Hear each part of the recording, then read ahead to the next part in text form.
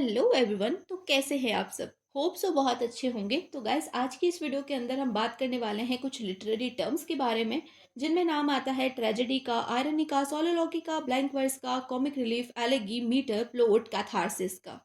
इन सभी टर्म्स की आज हम बात करेंगे, तो सिंपल भाषा में समझेंगे कि ये होती क्या है। शुरू करते हैं बिना टाइम वेस्ट किए। सबसे पहले बात करेंगे ट्रेजेडी की। तो अगर मैं आपको सिंपल भाषा में समझाऊं तो ट्रेजेडी क्या होती है, देखो भाई, ये एक टाइप का ड्रामा होगा जहां पर आपको देखने को मिलेगा कि भाई हीरो की जिंदगी में कितना दुख, कितना दर्द, कितनी पीड़ा है। इसका दुख के आगे तो हमारा दुख कहीं भी नहीं है। हीरो की सौतेली माँ ने हीरो को घर से बाहर निकाल दिया है। हीरो बेघर हो गया है, वो एक हीरोइन से प्यार करता है, हीरोइन ने उसको डिवोर्स दे दिया है। अब वो उससे एलिमनी मांग रही है। हीरो जो है सड़कों पे भटक रहा है, और भटकते भटकते एक कार ने हीरो को टक्कर मार दी और हीरो वहीं पे मर गया। मतलब कि कहने की बात ये है कि इस टाइप के जो प्ले होते हैं यहाँ पर, या तो हीरोइन या फिर हीरो या फिर दोनों ही जो है मर जाते हैं, यानी कि उनकी डेथ हो जाती है या फिर कुछ और बुरा हो जाता है। तो इनको बोलते हैं ट्रेजेडी। ठीक है, कि पूरे ही प्ले के अंदर आपको जो है सिर्फ रोना धोना दिखेगा। ठीक है, आप रोते ही रहोगे, आंसू बहाते रहोगे, जैसे कि सनम तेरी कसम में हुआ था। वहां पर जो हीरोइन थी वो मर गई थी, तो ये भी क्या है, एक ट्रेजेडी है। ठीक है, समझ में आया ट्रेजेडी क्या होती है। अब इसको इंग्लिश में कैसे लिखोगे वो आपको स्क्रीन के ऊपर दिख रहा होगा, ये लिख के आ जाना। अगर कुछ और दिमाग में आता है तो वो भी लिख देना, और अगर कुछ और रिसर्च तुम इसके ऊपर करना चाहते हो और तुम कर लेते हो तो वो भी लिख देना। मैंने सिंपल से सिंपल वर्ड आपके सामने रखे हैं, इनको लिख करके आ जाओगे तो पूरे में से पूरे नंबर आ जाएंगे। टेंशन लेने की जरूरत नहीं है। अब चलते हैं नेक्स्ट टॉपिक पे। अब ट्रेजेडी से ही मिलता जुलता एक और टॉपिक है जो कि है कॉमिक रिलीफ। अब भाई, हमने कहानी में देखा कि हीरो मर गया। अब हीरो मर गया तो जनता तो भाई कैसे ही खुश रहेगी। हीरो जो मर गया है, हाय भाई हमारा हीरो मर गया, तो हमारे अंदर कितने सारे इमोशंस भरे हुए हैं भाई। हमें डर लग रहा है, हमें दया आ रही है हीरो के ऊपर कि कैसा कर्म था हीरो का, बेचारा मर गया, कैसा भाग्य लेकर के आया था हीरो। अब इतने इमोशंस के नीचे हम कैसे दब सकते हैं, है ना। ये बात जो प्ले राइटर है वो भी समझता है। तो वो क्या करेगा, वो बीच में ही जो है एक ऐसा कैरेक्टर ला देगा जो कि बहुत फनी फनी होगा।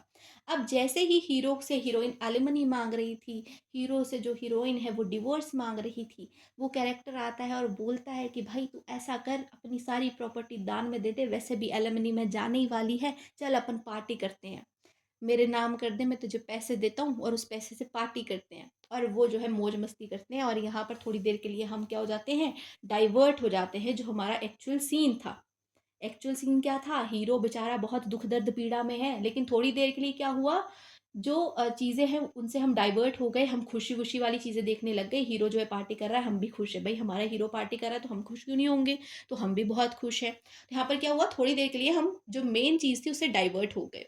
इसको ही बोलते हैं कॉमिक रिलीफ। ये क्या होती है, एक तरह की टेक्निक होती है, एक आर्टिस्टिक टेक्निक होती है, जिसको जो प्ले राइटर्स होते हैं, जो ऑथर्स होते हैं, वो फॉलो करते हैं अपने प्ले के अंदर।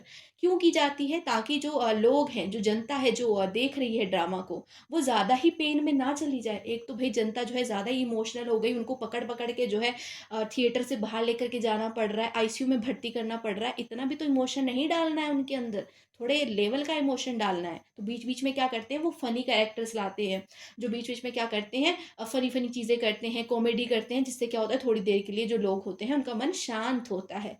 उसी को बोलते हैं कॉमिक रिलीफ। अब भाई, मैं ये जो एलमनी वैलमनी बोल रही हूँ इसको ज़्यादा सीरियस मत लेना, ठीक है, ज़्यादा ही इंटेंस लेवल पे तुम मत चले जाना।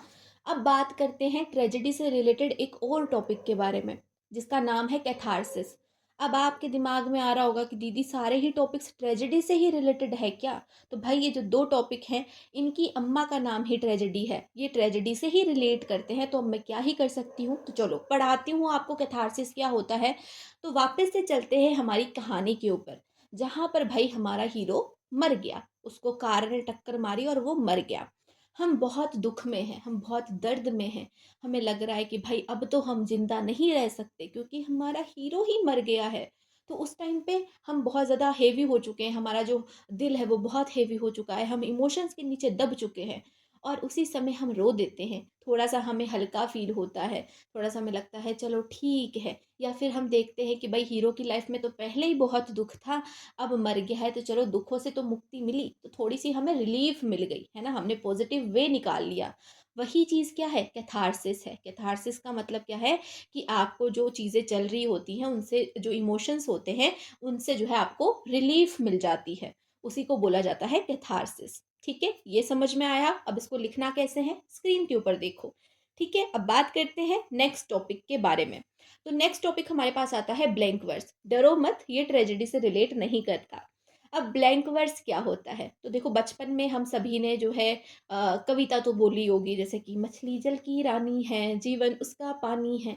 तो रानी पानी, दो लाइंस के बीच में ये जो एक जैसे शब्द है, ये क्या कर रहे हैं, एक राइमिंग स्कीम बना रहे हैं, एक राइम बना रहे हैं। है ना, आपको मजा आ रहा है, थोड़ा सा ट्यून वाला सीन चल रहा है, रानी पानी बोलते तो ट्यून बन जाती है एक। तो ये क्या है, एक जो है ट्यून बन रही है। अगर एक और हम एग्जांपल लें, जैसे कि रोहन स्कूल जाता है, उसकी मम्मी ने जो है उसके लिए पराठे बनाए। रोहन स्कूल जाता है, उसकी मम्मी ने उसके लिए पराठे बनाए। यहाँ पर आपको दोनों ही लाइन के बीच में कोई रामिंग दिख रही है? आपको लग रहा है कि भाई हाँ, ये दोनों ही जो है ट्यून बना रही है, कोई यहाँ पर कोई कविता बन रही है? नहीं बन रही है। तो यही क्या है, यही ब्लैंक वर्स है।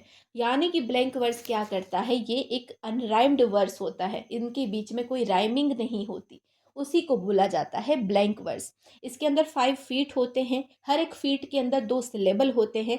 अब ये जो सिलेबल होते हैं, एक तो होता है अनअसेंटेड और दूसरा होता है असेंटेड। ठीक है, एक के ऊपर ज़्यादा दबाव पड़ रहा होता है, एक के ऊपर कम दबाव पड़ रहा होता है, ऐसे ये 2 सिलेबल होते हैं। अब सिलेबल क्या होता है, वो तो भाई आपको 3 मिनट की एक वीडियो है, उसके अंदर मैंने डिटेल में बताया हुआ है, वो आप देख लेना। अगर देखना चाहो तो डिस्क्रिप्शन और कमेंट सेक्शन में मैं लिंक पिन कर दूंगी। अगर मैं यहाँ पर आपको बताऊं तो मेरे दिमाग में एक वर्ड आ रहा है, नेपकिन। अगर आप इसको प्रोनाउंस करते हो तो आप कैसे बोलोगे, नेपकिन। आप इकट्ठा इसको नहीं बोल पा रहे, आपको जो है इस वर्ड को 2 शब्दों में तोड़ना पड़ रहा है ना, 2 चीज़ों में तोड़ना पड़ रहा है, नेप किन। तो ये जो नेप है ये भी एक सिलेबल है और किन भी एक सिलेबल है। तो इस वर्ड के अंदर कितने सिलेबल है, 2 सिलेबल है। अब अगर हम बात करें, जैसे देखो जो शब्द होता है, जो शब्द होता है वो कैसे बनता है, 2 अक्षरों से बनता है, 3 अक्षरों से बनता है। तो ये अक्षर क्या है, यही क्या है, सिलेबल है। आगे बात समझ में। तो ये मैंने मोटा मोटा आपको बता दिया सिलेबल क्या होता है। ज़्यादा अच्छे से जानना है तो वो वीडियो देख लेना।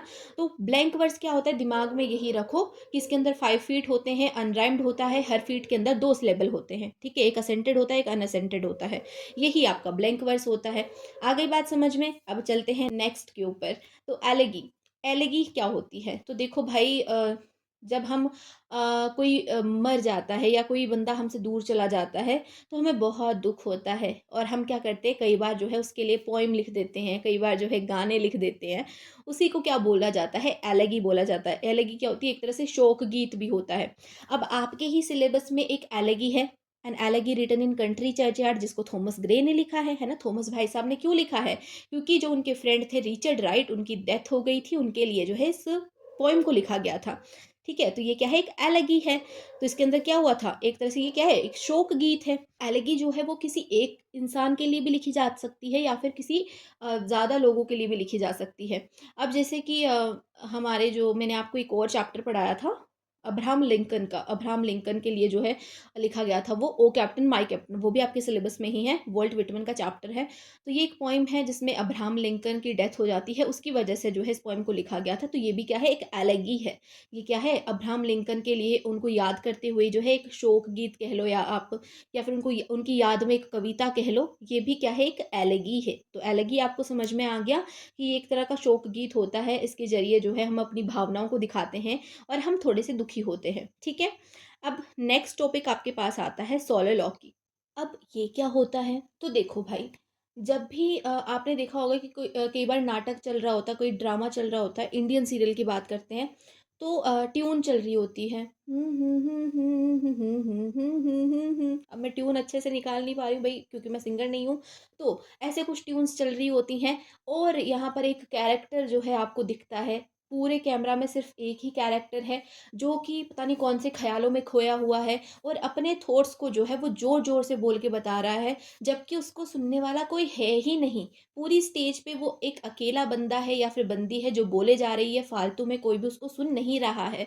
तो ये जो लॉन्ग स्पीच है, जो थॉट्स की ये लॉन्ग स्पीच है, इसी को क्या बोलते हैं, सोलोलॉकी बोलते हैं। तो होप सो आपको ये समझ में आ गया होगा। अब चलते हैं नेक्स्ट टॉपिक पे। तो नेक्स्ट टॉपिक हमारे पास आता है प्लॉट। अब प्लॉट क्या होता है, तो देखो भाई, कई बार हम जो है बहुत सस्पेंस वाली मूवी देख रहे होते हैं, थ्रिल वाली मूवी देख रहे होते हैं, जहाँ पर 2-3 स्टोरियाँ इकट्ठी चल रही होती हैं। आपको ये स्टोरी दिखा दी, फिर ये वाली दिखा दी, फिर ये वाली दिखा दी। तो यहाँ पर ये तीनों स्टोरियों को दिखा रहे हैं। अब भई बंदा कन्फ्यूज़ ना हो जाए, इसलिए क्या करते हैं, वो कनेक्ट भी करते हैं, कनेक्शन भी दिखाते हैं आपको। पहले ये दिखाएँगे, उसके बाद में जो है वो वाली दिखाएँगे। तो एक कनेक्शन वो दिखाते हैं। तो वो कनेक्शन ही क्या है? वो कनेक्शन ही प्लॉट है। या फिर कई बार क्या होता है, जो हीरो होता है या हीरोइन होती है, वो फ्लैशबैक में चले जाते हैं। वो क्यों जाते हैं भाई? तुम्हें समझाने के लिए जाते हैं, क्योंकि जो प्ले राइट है, जो लिखने वाला है, उसको भी पता है कि तुम जो है अपना दिमाग घर पे छोड़ करके आए हो, सिर्फ आंखें जो है थिएटर में लेकर के आए हो। और अगर वो तुम्हें नहीं बताएगा तो जैसे पागलों को समझ में ही नहीं आएगा कि स्टोरी के अंदर क्या हो रहा है। तो वो तुम्हें जो है फ्लैशबैक में लेकर के जाते हैं और बताते हैं कि भाई पहले ऐसे हुआ था, पहले जो है 10 मंजिल की बिल्डिंग से नीचे गिरा था, तब जाके इसका फ्रैक्चर हुआ है पैर। तो ये जो है वो तुम्हें रिलेट करके बताता है, कनेक्ट करके बताता है स्टोरी को। और फिर जा कर के कहीं तुम जैसे मंदबुद्धि लोगों के दिमाग में वो बात घुसती है। ठीक है, मज़ाक कर रही हूँ। तो ये जो कनेक्शन है, इसी को क्या बोलते हैं? इसी को बोलते हैं प्लॉट। आ गई बात समझ में? होप सो समझ में आ गया होगा। स्क्रीन के ऊपर आपको दिख जाएगा। अब चलते हैं हमारे नेक्स्ट टॉपिक के ऊपर। तो नेक्स्ट टॉपिक हमारे पास आता है मीटर। अब अगर एग्जाम के अंदर क्वेश्चन आ जाए व्हाट इज़ अ मीटर, तो पागलों की तरह ये तो मत लिख करके आ जाना कि 1 metre is equals to 100 centimetre, क्योंकि ये नहीं है भाई। 1 metre is equals to 100 centimetre वाला मीटर ये नहीं है, ये मीटर है लिटरेचर वाला। अब यहाँ पर क्या होता है, तो भाई देखो, आपकी कोई लाइन है, ठीक है, उसके अंदर कौन सी चीज़ को, कौन से शब्द को ज़्यादा प्रेशर देना है, कौन से शब्द को कम प्रेशर देना है कि एक अच्छी सी ट्यून बने, एक अच्छी सी रिदम बने, वही चीज़ होती है मीटर। वही क्या होती है? मीटर होती है। ये काम किसका होता है? मीटर का होता है। जैसे कि मैं आपको एक एग्जांपल देती हूँ। वैसे मेरी आवाज़ को तुम जज मत करना, बिल्कुल भी अच्छी नहीं है, मुझे पता है। लेकिन फिर भी मैं तुम्हें एग्जांपल दूंगी, अपनी फटी हुई बांसुरी जैसी आवाज़ में सुनाऊंगी। तो सुनो। कर चले हम फिदा, जानो तन साथियों, अब तुम्हारे हवाले वतन साथियों। अब यहाँ पे देखो क्या हुआ। कर चले, मैंने सिंपल बोला कर चले हम फिदा। उसके बाद मैंने क्या किया, तन पे थोड़ा सा जोर दिया। उससे क्या हुई, एक ट्यून बनी। और ये काम किसने किया? ये काम किया हमारे मीटर भाई साहब ने। तो समझ में आया होगा। तो मीटर क्या होता है, समझ में बन गया। तो इसमें क्या होता है, डीएम डीएम डीएम डीएम, ये चीज़ जो है इसके अंदर चलती है, मतलब कि ट्यून चलती है। तो मीटर समझ में आ गया। अब बात करते हैं हमारे लास्ट टर्म के बारे में, जो कि है आयरनी। अब भाई आयरनी जो होती है वो 3 टाइप की होती है। पहली होती है वर्बल, दूसरी होती है ड्रामेटिक, और तीसरी होती है सिचुएशनल। अब सबसे पहले बात करते हैं वर्बल आयरनी की। तो एक छोटा सा एग्जांपल लेते हैं। मान लीजिए कि आपके पापा जो हैं वो शाम को घर आते हैं, आपकी मम्मी बहुत प्यार से जाकर के उनसे पूछती है कि और बताइए आ गए आप। और पापा बहुत खड़ूसियत के साथ जवाब देते हैं कि नहीं, आधे घंटे से बस स्टॉप पे खड़ा हूँ, बस का वेट कर रहा हूँ, जैसे ही आती है बस उसमें बैठ करके आता हूँ। अब यहाँ पे भाई मम्मी ने सिंपली पूछा था आ गए आप, और पापा ने उल्टा जवाब दिया, घुमा फिरा के पता नहीं कहाँ ही ले गए। और यहाँ पर एक सेंस वाली बात भी है भाई। अब बंदा जो है घर के अंदर घुस गया है, शू रेक में शू रख रहा है अपने खोल करके, इसका मतलब आ गया है, तो क्यों ऐसा क्वेश्चन पूछना जिसका कोई सेंस ही नहीं बनता है ना। तो यहाँ पर क्या दिखा हमें, दिखा वर्बल आयरनी। समझ में बना वर्बल आयरनी किसे बोलते हैं, कि भाई हम कुछ और ही जो है कहे जा रहे हैं, जबकि हमें पता है कि वो हो गया है। ठीक है। अब बात करते हैं सेकंड टाइप ऑफ आयरनी की, जो कि है ड्रामेटिक। तो देखो भाई, अब ड्रामेटिक आयरनी क्या होती है। तो मान लो कि हमारे पास जो है, हम कोई मूवी देख रहे हैं, है ना। मूवी के अंदर हमको पता है कि भाई रात के 12 बजे अगर हीरोइन जो है गेट खोलेगी तो उसे कुछ ना कुछ दिखेगा। बाहर विलन खड़ा है, वो उसको मार देगा, क्योंकि वो है साइको, उसके हाथ में है चाकू। लेकिन हमारी हीरोइन इतनी पागल इंसान है कि भाई उसको जाना है, उसको जो है रात के 12 बजे गेट खोलना है। जबकि उसको पता है कि वो सेफ नहीं है, लेकिन फिर भी जो है रात को 12 बजे जाकर के वो गेट खोल रही है और उसकी हत्या हो जा रही है। और इधर हम जो जनता बैठी हुई है वो बोले जा रही है, चिल्लाए जा रही है कि है बहन गेट मत खोल मत खोल, क्योंकि बाहर तेरी मौत खड़ी है। तो इस टाइम पे क्या हो रहा है, हमें पता है कि वहां पर क्या हो रहा है, लेकिन उस बंदी को नहीं पता कि क्या हो रहा है। तो ये क्या है, एक ड्रामेटिक आयरनी होती है, जहाँ पर जो जनता होती है, जो ऑडियंस होती है, उनको पता होता है, लेकिन जो कैरेक्टर है जो प्ले कर रहा है उसको नहीं पता है कि क्या हो रहा है। ठीक है, ये ऐसा आपको दिखाया जाता है। अब बात करते हैं थर्ड टाइप ऑफ आयरनी की, जो कि है सिचुएशनल। अब यहाँ पर क्या होता है, मान लीजिए कि आपकी बहन है, उसको उसकी बहुत ही फेवरेट जोड़ी जो है चप्पल है, जो कि टूट गई है, एक चप्पल जो है टूट गई है। अब आप सोचते हो कि भाई बहन मेरी बहुत दुख में है, मैं इसका दुख नहीं देख सकता। एक बढ़िया प्रोटेक्टिव भाई की तरह आप कहते हो कि बहन तू अपने आंसू मत बहा, तेरी चप्पल मैं जुड़वा के लाऊँगा। और आप जाते हो मोची के पास 10 रुपए लेकर के चप्पल जुड़वा के लाते हो, और जब आप वापस आते हो तो आप क्या देखते हो? आपकी प्यारी बहना ने जो एक चप्पल जो सही सलामत थी उसको बेच कर के एक कॉटन कैंडी ले ली है। अब ये सिचुएशन क्या कहलाती है? आपने क्या एक्सपेक्ट किया था कि आप बहन की टूटी हुई चप्पल जुड़ा करके उसकी नज़रों में अपना सम्मान बढ़ा लोगे, लेकिन हुआ क्या? आपका पोपट हो गया। तो ये क्या थी? ये थी एक सिचुएशनल आयरनी। तो आपको यहाँ पर जो सारे ही टर्म्स हैं वो मैंने एक-एक करके समझा दिए हैं। बहुत फ़नी वे में मैंने आपको समझाने की कोशिश करी है। होप सो आपको समझ में आया होगा और ये वीडियो भी अच्छी लगी होगी। अगर वीडियो अच्छी लगी है तो भाई मेरे इतने एफर्ट्स के लिए इस वीडियो को लाइक कर दो और अपने फ्रेंड्स के साथ इस वीडियो को शेयर भी कर देना। अगर मन करे तो सब्सक्राइब भी कर लो ऐसी ही और वीडियोज़ के लिए। तो बस that's all for today's video. मिलते हैं नेक्स्ट वीडियो में, तब तक के लिए bye, take care, keep watching, keep learning, love you all.